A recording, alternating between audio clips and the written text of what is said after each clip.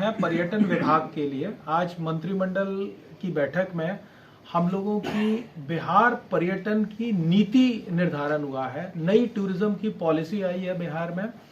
इसके फायदे क्या होंगे?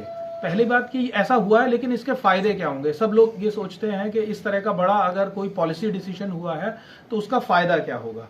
तो मैं आपको ये बताना चाहता हूं कि आज आने वाले दिनों में पर्यटन जो है वो one of the biggest revenue churner है।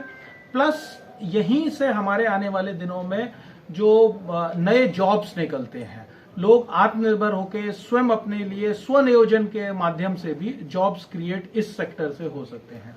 इसी चीज को ध्यान में रखते हुए मंत्रिमंडल द्वारा आज ये निर्णय लिया गया है कि बिहार की एक अपनी डेडिकेटेड पॉलिसी होनी चाहिए और इस पॉलिसी के माध्यम से जितने भी टूरिज्म के स्टेक होल्डर्स हैं, चाहे वो हमारे होटलियर्स हों, चाहे वो हमारे टूर ऑपरेटर्स हों, चाहे हमारे गाइड्स हों, सब लोगों को इसके अंदर उनका ध्यान रखा गया और ये कोशिश की गई है कि एक फॉरवर्ड लुकिंग पॉलिसी, एक अच्छी पॉलिसी जिसके माध्यम से टूरिज्म सेक्टर को एक नया पुश मिलेगा।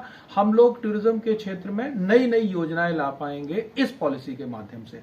तो मैं आपको मुख्य अवयव बताना चाहता हूं इस पॉलिसी के क्या हैं।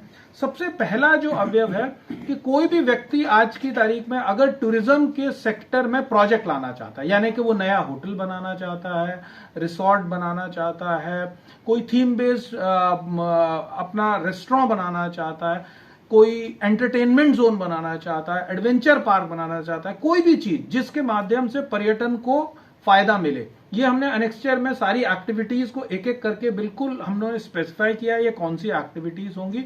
अगर इस क्षेत्र में कोई भी निवेश करेगा तो हमने इसमें इस तरह की व्यवस्था रखी है कि या तो आप हमसे कैपिटल सब्सिडी यानी पूंजीगत आप सब्सिडी हमसे ले सकते हैं, या अगर आप स्वयं प्रोजेक्ट को करना चाहते हैं तो इंटरेस्ट की जो राशि आएगी उस इंटरेस्ट का सबवेंशन हमारे माध्यम से ले सकते हैं।